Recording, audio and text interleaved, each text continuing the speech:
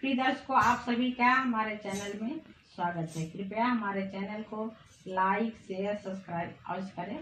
धन्यवाद। बहुत ऐसा सासुरानी